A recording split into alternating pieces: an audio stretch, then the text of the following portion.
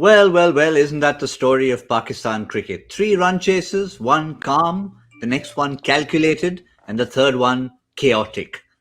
But at the end of the day, they've picked up 6 points in completely differing manners.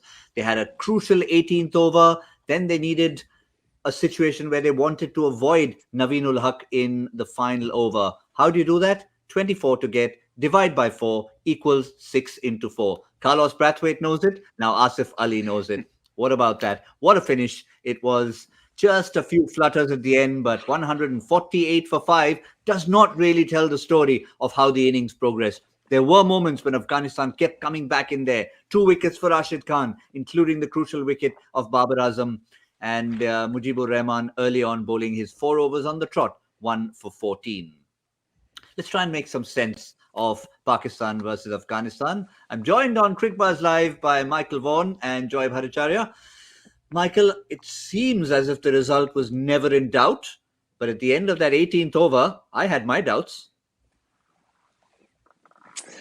Yeah, but I think to win a World Cup, you have to go through those little periods in games before you get to the knockout stages where potentially the game sways to the opposing side, and maybe it just swayed towards Afghanistan, the Babar Azam wicket. I'm not too sure whether Badr went for the right option the last ball of that spell, having just hit 12 off Rashid Khan's over. He'll probably, if he was having his time again, replay that shot. But when you've got strikers like Asif Ali to come in, this Pakistan side with left-hand, right-hand combinations, Fakhar Zaman, I thought, played beautifully. That opening combination, you've got the experience of Hafiz and Malik in the middle, and now you've got finishers. And with their bowling combinations, they look a terrific side. And to get over the line in the fashion that they ended up doing so, I think that sends quite a strong message. They've been pushed by Afghanistan. They've kind of been pushed into a corner, and they've come out with a fantastic victory because of a team kind of contribution. It wasn't an individual that won them that game. It was a whole team, which is concerning for the rest of the competition for all the other Certainly teams. will be. And I think that depth is what we keep talking about, Joy. That is the depth that will worry the opposition, as Michael just said. And add to it, someone like an Imad Wasim, a genuine all-rounder, still to come. Yeah, absolutely. And look, the game also changed when Shadab Khan tried to take that single. Nasif Ali, send him back. And, there was a run out and everyone was saying, what are these guys doing? They're panicking. They're losing their heads. And he said, I want strike. I'm the batsman who's going to finish it out here. I'm going to take the next over. I'm going to take the strike. And he did just that. He clinically dismantled him. 4 sixes in that over. It just shows, again, Michael will tell you that when teams win games like this, their confidence increases even more. When you have wins where you're just blasting out the opposition, you think, hey, you know what? It's my day. Today was not their day. They slipped. They made a lot of mistakes. Babar Azam made mistakes. Shoaib Malik got out. You'd expect him to finish. Hafiz got out. And then Asif Ali takes him over the line. The more people who take you over the line in the course of a tournament, the better a chance you have of you winning the tournament. I will say this, Gautam. I look towards England's group. And having seen Pakistan play now, tomorrow's game, England versus Australia, is a monster for many reasons. But I think whoever wins tomorrow will potentially finish top. I'm sure Pakistan are now going to finish top in this group. I would not want to face Pakistan in the semi-final. I'd be more than happy to play in the other semi-final and go, please, someone knock them out. Someone have a good day in the semi-final and we'll play the other side, because Pakistan in these conditions, when they get this, in commentary they've been saying that they're a competition tournament team. They just seem to have that mentality as soon as the tournament arrives to just go to an extra gear. We're a long way off the final, a long way off someone lifting the trophy, but they just seem to have everything. They just seem to have the kind of mentality in the field, the combinations, the power with the bat, and also a bit of smartness. And it's the smartness of Babar Azam, just getting 51 or 47. Just the glue, just playing orthodox cricket strokes, which allows those flamboyant players just to hit. They look a tremendous. Yeah, we saw the points table, Joy. 6 points. You can safely give them 10 points because neither are they going to be tested that much by Scotland and Namibia, nor does it rain in this part of the world. So that's the only other reason you could have of not getting 2 points. No, absolutely. And as Michael said, the people at the other end, they don't want to face Pakistan this early. They'd rather face them in a final than in a semi-final. So tomorrow's match takes a huge amount of importance for them. But that's the thing. This Pakistan, Wasim have often talked about it, and I'll use he used a different word for it. He says Pakistan sides, they come and they sort of, everyone is doing their own thing and nobody really cares. And then suddenly at some point in a tournament, they smell the biryani, all of them together. And then they're a team together. And then so this whole point of smelling the biryani or smelling the gosht, and then they're suddenly one team again because suddenly they say, okay, we've got something to do. So I think they're smelling the biryani. I love that. I love the expression. We all talk about waking up and smelling the coffee. I think smelling the biryani gives it a whole new context whatsoever. But you've got to still give credit to Afghanistan, Michael. They stuck by their guns. They won the toss. They batted first. They put decent runs on the board and they put Pakistan under a decent amount of pressure. Maybe that fifth bowler, if they can unearth the equivalent of a Rashid Khan as a pace bowler, maybe they can then start becoming even more of a force. Pakistan targeted Karim Jannat clearly. Yeah, I mean, if they can earth someone as good as Rashid Khan with the seam kind of department, they've got a hell of a side. The positive for Afghanistan, they're the only team really that have pushed Pakistan. Let's be honest, they blew away India with a 10-wicket victory, comfortable against New Zealand. There was a little bit of fight, but this was the first game really that they really got pushed. And when you think Afghanistan were 4 down in the power play, and all the stats tell you, and it's proven true once again, if you lose 3 or more wickets in the power play, you lose the game. But Afghanistan, from losing 4, suddenly got themselves back in the game with brilliant batting, smart play, got to a score, got to a number, and then they did everything they could. They just had the perfect tactic. I know that, on commentary they were saying, get Rashid Khan on. They knew exactly what they were trying to achieve. They just wanted to try and get that rate at something around 8, throw the ball to Rashid Khan, and he was going to cause a bit of chaos. So it nearly came off for Afghanistan. They put up a really good fight. They played good cricket. They were smart. And at the end of the day, they just got beaten by a very good cricket And that's side. exactly, Joy, exactly what you said on Cricbuzz Combox. I was saying, hang on, where is Rashid? Is he still there? And you said, no, backloading. They've got a plan. And just like they had a plan for batting first, they're not just a side who turn up. They're a side who turn up, they plan, they think, and they play. Yeah, absolutely. And, Klosner, Andy Flower, these guys are very, very good guys to have with the team. And, Michael, when I think about it, it's like a game of poker. With whatever few cards they had, they played it brilliantly. They played Mujib up front. They took those 4 overs. They played Rashid at the right time. Somebody else had better cards. Somebody just had better players. I mean, to take it to 24 in 2 from the situation and the team they are versus the team Pakistan is was, I think, a Herculean effort. That somebody then comes and hit 4 sixes is something you can't do anything about. Yeah. You can't compete against the royal flush. You can't 4 aces. There you go. Whichever way you want to look at it, it's another name to remember, Michael. England don't want to remember that expression too fondly. It happened in Calcutta. It happened in a World T20 final. But 4 sixes in an over, I think, just settles it. And this will be the new name to remember because he really has a role to play, Asif Ali. It's not that he wants to bat anywhere else. The franchises give him that role and Pakistan gives him that role and he plays it to perfection. Yeah, and I would say that the West Indies should look at the way that Asif Ali play. I reckon the West Indies have got 4 of those style of players. And they should free their players up, and every other player should go out and play like Asif Ali, right from the top, all the way down to number 9. Every other player, you can have players that knock it around, and you need a bit of consistency in there, but every other player should be an Asif Ali that you go out there and say, go on, try and launch it into the stands.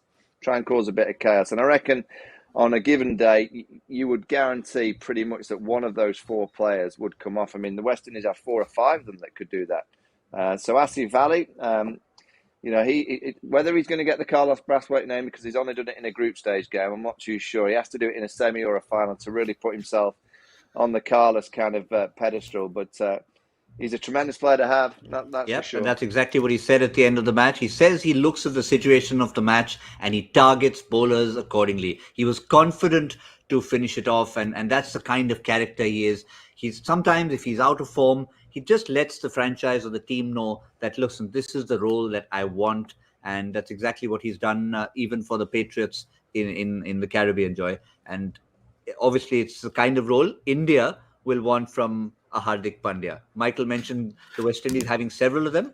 India have one. They just need to get him in form. They need to get in form. But, I'll tell you one more thing where these things make a huge difference. when the West Indies is playing, when Chris Gayle is playing, or when all these great strikers are playing, not all of them are secure of their position, their side, and their role. Okay. Here, Asif Ali is very clear. Asif Ali clearly knows what he's supposed to do for his team. He gets out doing it. There's no problem. Nobody's going to turn around and say, you know what, you're going to get dropped. I'm going to get in somebody else because you're not doing this role properly. They'll give him that role. And that comes from a clarity in team selection. That comes from a clarity of the coach saying, these are your assigned roles. And I think the only problem with the West Indies now is exactly, they have 4 or 5 of these guys. But each one of them is saying, you know what, I get out too quick. I go and hit and I get out too quick. Somebody else will come in and take my place. And I think it's up to the man to turn around and free these guys and say, nobody's going to take your place. Please, go and hit the ball. You guys are the most brilliant hitters with the ball. Go and hit the ball.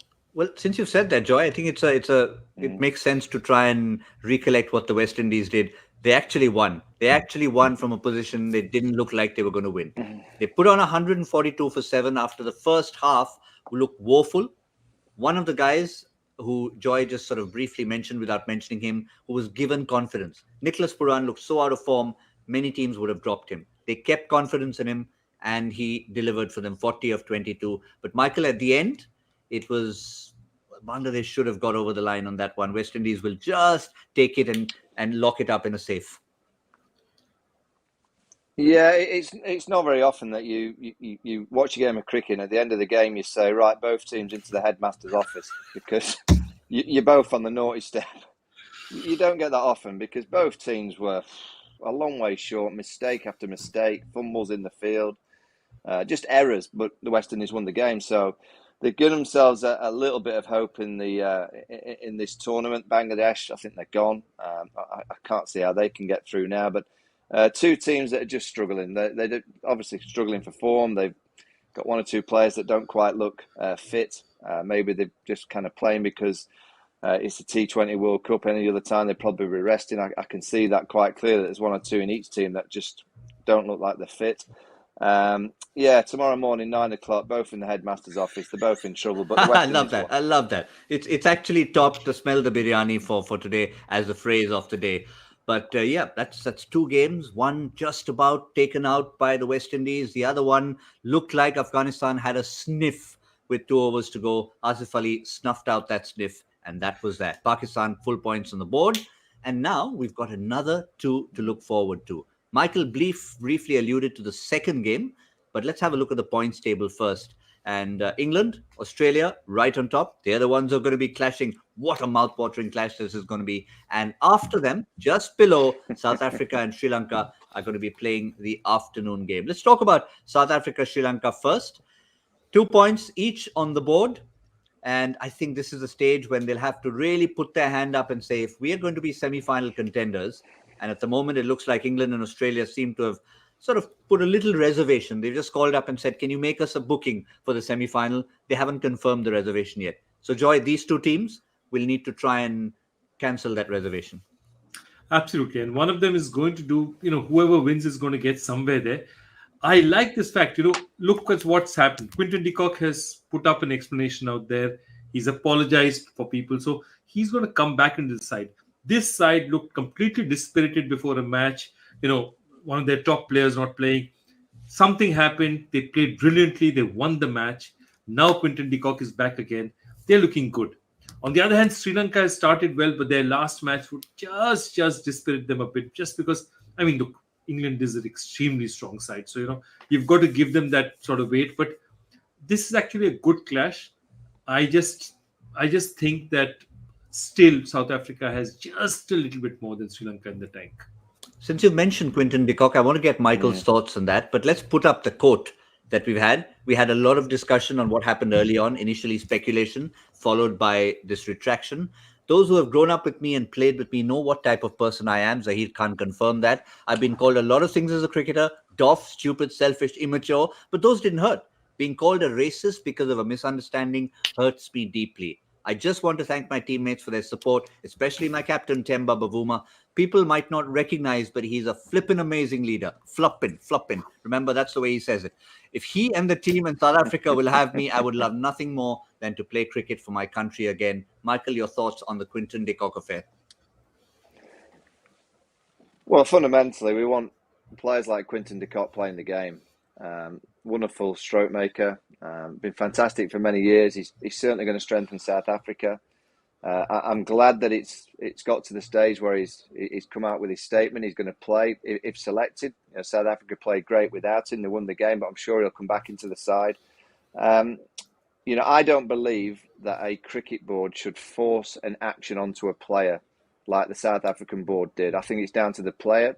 I think a cricket board can request. I personally think Quinton de Kock should have taken the knee. That's just my opinion, but if he doesn't want to, you know, that's his decision. I don't think players should, particularly on the way to the ground. What I couldn't understand with this situation is they've had weeks to prepare. They've had weeks where they could have had meetings. You know, I really like the way England are going about this unity. They've spoken about it, they've understood it, and as a team, they go about their business. They go to the ground and they take the knee, and it's done in a very respectful manner. To get on a bus to the ground and get told that you have to do it, for one, it's too late. I think that's wrong. I don't think a cricket board should be forcing that action on a player. I think they should request it. Many sports around the world, there are individuals that have not taken the knee, and it hasn't affected them in terms of selection. You know, it's a very, very tricky position for everyone to speak about. Very difficult to understand everything.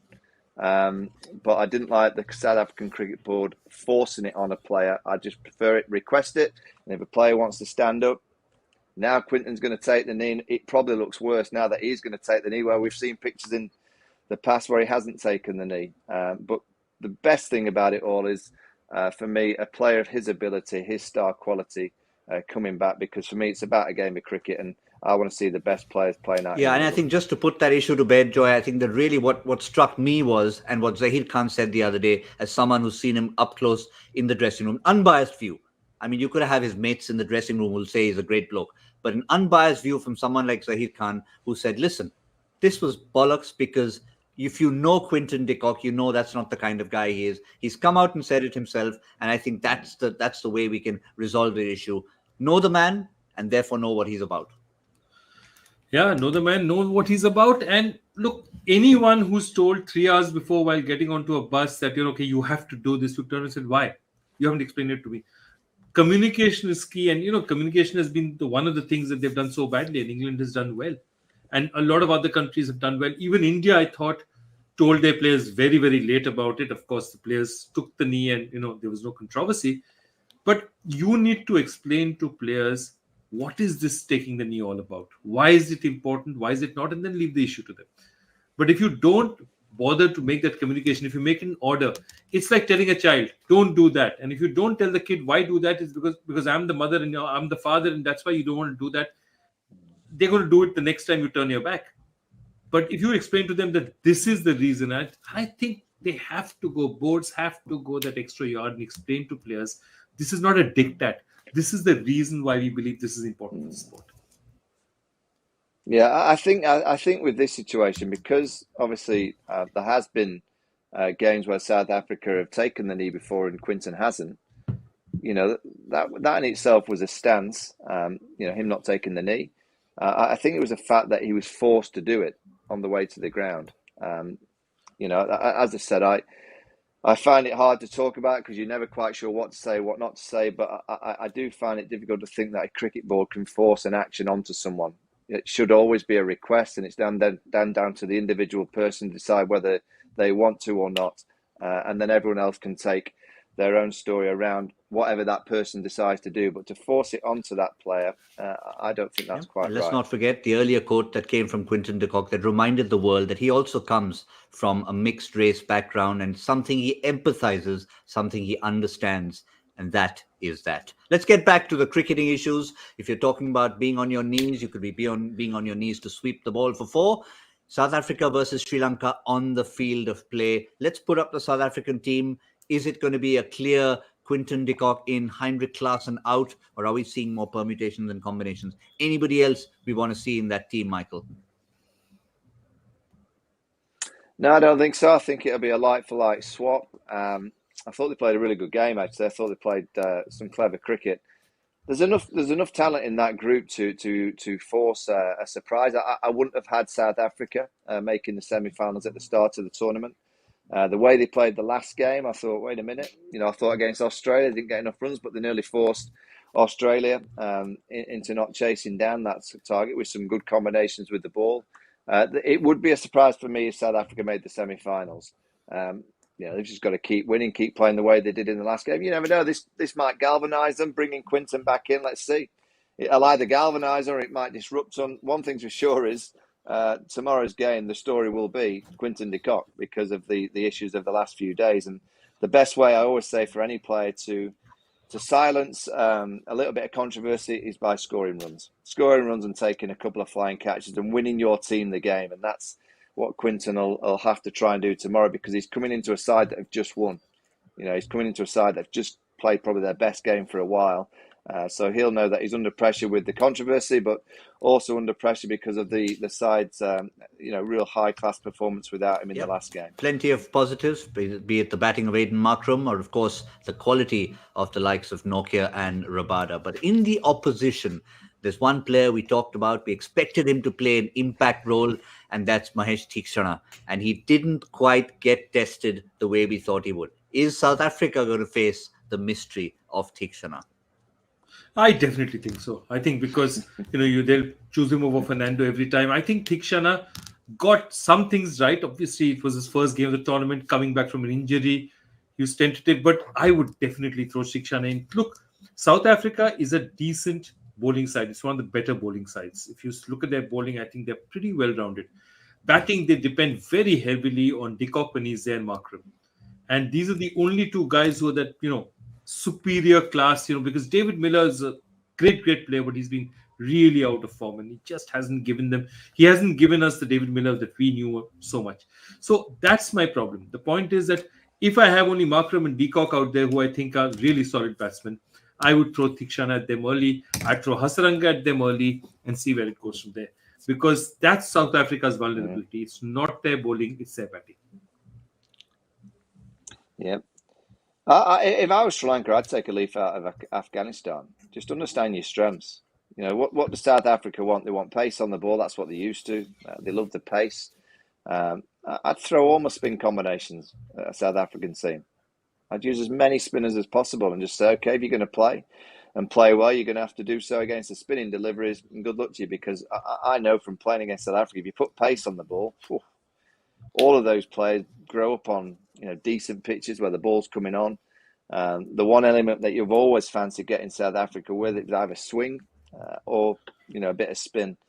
So Sri Lanka should take a leaf out of Afghanistan, just go exactly with your strengths and get the spinners into the game. Spin to win, as Shane Warne says. That's what I'd be Spin to win makes sense. They didn't do it against Australia. Let's put that squad up one more time before we finish this preview and see who they could get in there, Joy. We mentioned it at the end of the game. The two Dhananjayas. One is Akila Dhananjaya. The other is Dhananjaya De Silva, who also strengthens their batting. That will give them that extra spinner to add to what Theekshana and, of course, Wanindu Hasaranga have to offer.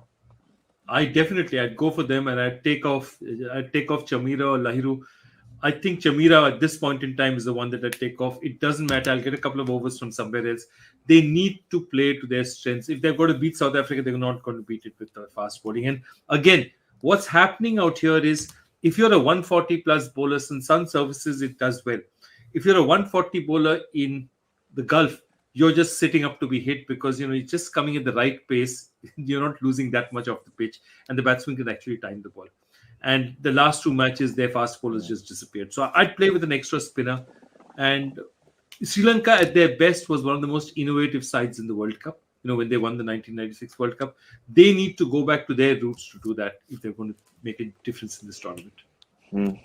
Spin to win, form of de Kock, lots to look forward to. But that's just one game. That's just one half of the day. The night should produce an absolutely mouth-watering affair. Have a look at this. It's the Ashes battle. It's England versus Australia. It's the old rivalry. Yes, we all talk about India, Pakistan in this part of the world, but it doesn't get better than England taking on Australia at the Dubai International Cricket Stadium. Michael Vaughan, you've been part of many of these battles.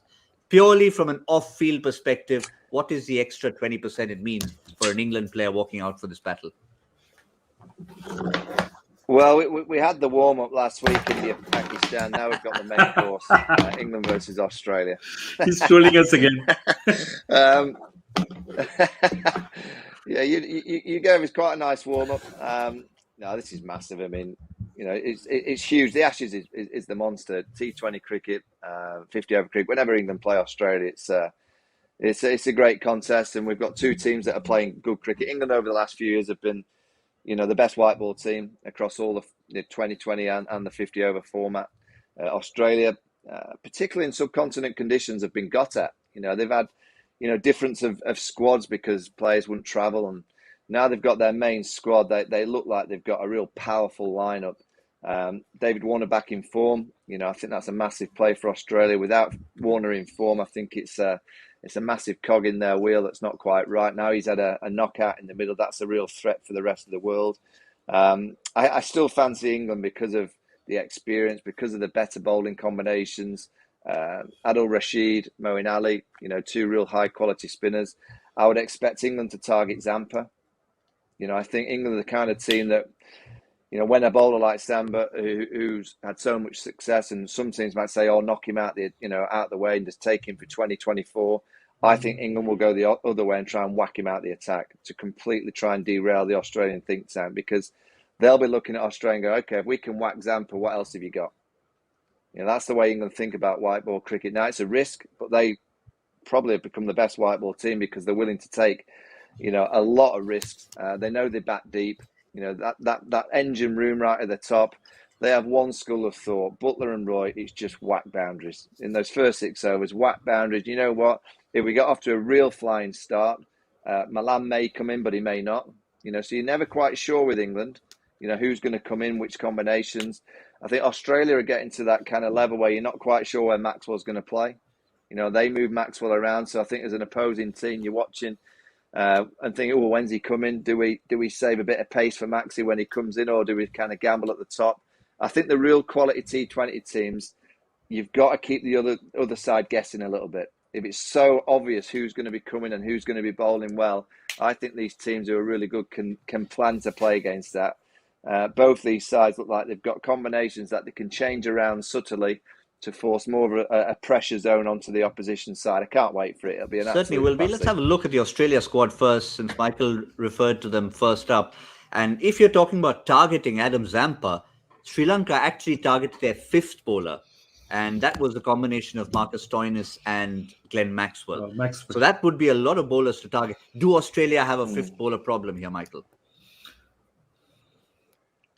Yeah, they do. But, the pitches and the experience of the likes of Maxwell and Stoinis, I think on a given day, they're more than a fifth bowler. I think they're better than that. It's just on a given day. You always look at one of your bowlers that's on that serve and think, you'll have to do well to get your 4 out of that specific bowler on that given day. They've got good combinations. I don't think Australia will be too concerned about all the different bowling combinations. But what you do get against England is a batting line that will keep going.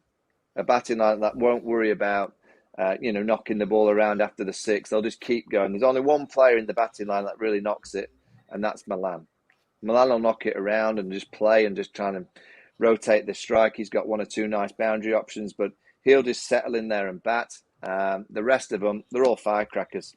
They just think, watch the ball and whack it into the stands. That's pretty much the process. Yeah, you can look at that on paper. I mean, Michael's described it all. He's talked them up the way they should be. It looks a settled 11.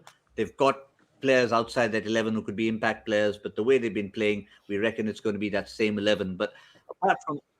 They're like the Chennai, honestly, Gautam, it's the Chennai Super Kings. Don't even consider thinking about changes. There's no chance. Owen Morgan, he'll just roll them out again. Keep going. We weren't thinking about that at all, Joy. But just from Australia's point of view, Maxwell will be disappointed with his last outing. But he'll also remember that in these conditions, he's done really well in that second leg of the IPL. So he'll want to bring that back and say, if as one match I need to turn up, it's this one. He's the big show, and this could be his big show. This is his big show, and this is, he had a disappointing time with the ball as well, because he and Stoinis went for, 51 in their 4 overs, and they were really hit badly. So I think both ways he's going to look at it and say, how can I make more of an impact in the game? And again, big show, big event. This is a virtual, top of the group clash, top of the table clash. So it's whoever wins it gets the chance of probably not playing Pakistan. It's a big one. Yeah, that's what it is. I'll just stay with you. Yeah. I think what'll be interesting is Moeen Ali's bowled great with a new ball to left-handers. Aaron Finch loves off-spin. And what Aaron Finch will do, he'll try and get the strike of Moeen Ali. He'll try and put him into the stands very early. That's what his game plan will be. Off-spin, it's going into the stands. So it'll be interesting to see what England do. They might not go with Moeen Ali at the top. They might just change that around a little bit. They'll know that apart from Glenn Maxwell in the middle, they feel that, and I think it's right, that they can get at Australia with spin. Maxwell can be a brilliant striker of spin, but I think a few of them in that middle. Steve Smith can rotate, but I don't think they'll feel that he can hit it into the stands. Stoinis, they'll feel that he can bowl dots to him, particularly with the spin. So I'm really interested to see the strategy of the England bowling kind of combination to see when they go, when they don't. Will they go the same, or will they kind of go pace to start with? They'll know that Aaron Finch, because they're all playing together in all these leagues, they know that off-spin's and they won't want to offer him. Two individuals just to finish with. Mitchell Starc. I mean, there is a Mitchell Starc who's been leaking runs in the past, but there is a Mitchell Starc who can produce the Yorker he produced the other day. If he can pick up a couple more of those, you could be the quality England lineup that you are. That was something worth contending with. Joy? Yeah, I think Starc is a danger, but exactly what Michael is talking about, saying that England can lose a couple of wickets, still they lose about 4 or 5. They're going to keep going at the same pace. They're not going to stop it. That's their philosophy, saying that, okay, 1 match out of 10, maybe all my batsmen will get out. But 9 matches out of 10, this is enough for me to keep rolling. I'm not going to change my strategy. So Starc 2 overs up front. I mean, Jason Roy does one thing very well. He uses the crease very well. So if he thinks Starc is swinging, expect him to move just that little bit outside to try and negate the fact that, give him a little less distance to swing in. It's something that, in his heyday, Matt Hayden used to do very well. Jason Roy does that very well as well. Yeah, and the man... They'll just try and whack Starc. I think, Starc's a wonderful bowler, but I do think England feel that if they can get him early, he can have off days as well. You can put him under pressure and he can start to bowl a few wides and he can be affected. And the way that you do that is by hitting for a few boundaries. And England will risk wickets to try and hit Starc. Yeah, we saw what Kusal Pereira did. I mean, it's a different matter. He got out next ball, but the 6 he hit of Mitchell Starc showed that he can be hit. Get the wrong length, you'll be in the stands. But the other man, just to finish off with the individuals, Michael, someone who's born 2 days before you are, David Warner. Of everybody, he'd be glad himself. Australia would be glad. The fans would be glad. He needed that form. Yeah, and he's got a habit of playing well against England. No Jofra Archer. Jofra's had him out a few times in all formats of the game. He's a big kind of game player, David Warner. And when the pressure was on in the last game, all the talk, he got asked plenty of questions in the press conference. Justin Langer came out and said he's never seen him better the day before. And I thought, well, wait a minute, is that just a little bit of bravado? But I think with David Warner, when you get him in that kind of mongrel mood, that kind of fighting, aggressive mood, I fear him because I just think he's a better player. He's a better player when he's really busy. He's calling really loudly, running between the wickets hard, in the field, really challenging the boundary, running in hard, getting the ball in and flinging it into the keeper. When I see that body language from David Warner, I feel that he's back to his best mentality, and I saw that in the last game. He just seems to be everywhere in the field. The ball goes high in the air, deep mid-wicket. David Warner's got it. 3 overs later, it goes to deep extra ward cover. Where did David Warner come from there as well? So, he just seems to follow the ball rather than the ball following him when he's in form. So, plenty of individuals, but at the end, it's going to be the spice of England versus Australia. Make a date with that tomorrow night. Before that, of course, it is the appetizer, as we said. Joy, there's one question you have to answer for us. It's been a long time since you asked it. And as I said, whoever answers this is going to be in second place because Michael Vaughan got it in 2 seconds flat. So once again, three cricketers made their test debut together. One played just one test, the second played just that series. But the third retired as this country's most successful test captain. Name all 3 cricketers. And the answer, of course, is two of them are Gavin Hamilton and Chris Adams, and the third is Michael Vaughan, of course. Yes. I think even people who didn't, didn't get all the players, if you think successful, one of the country's most successful ever, you've got to just start putting Michael Vaughan and then work backwards. Yeah, and then somebody came and told me Joe Root is, England's most successful Test captain. I said, fantastic, he's won 27, but he's lost 21. Michael Vaughan's record is 26-11. It's an amazing record. It is one of the finest records in international cricket, if not the finest. Gavin Hamilton he got a pair. Never played a patch again. Bagged a pair on debut. You also walked in when the score was 2 for 4, I think. 4 wickets down for 2 runs or something when you walked. No, I walked out there at 2 for 2. And before I faced the ball, I was 2 for 4. So perfect start. And you went and got 33 after that. Anyway, fantastic. I'm so glad at least the one person who stayed there is in our studio today. Once again, happy birthday, Michael Vaughan. Wonderful having you with us. Thank you very much. I've got my steak pie in the oven. I wish we could smell it as well. What were you saying? You were saying, Wazim said smell the biryani. Well, I can smell the steak pie in the kitchen. It's dinner time here as well. Joy, we've got a winner. Let's see who it is.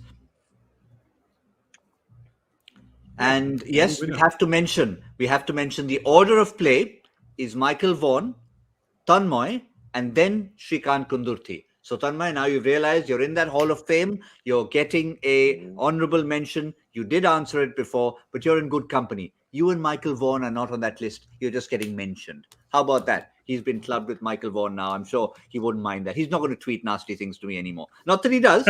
He just tweets enthusiastic things. Tanmoy, before you get at me for that one. So well done to all of you. Keep getting in those answers. Good question, Joy. And of course, before we wrap, one more time to Michael Vaughan, happy birthday. And in about 14 minutes' time, thank you. It's also going to be happy birthday to Joy Bhattacharya. Thank you. Thank you. Happy birthday, Joy. Wonderful.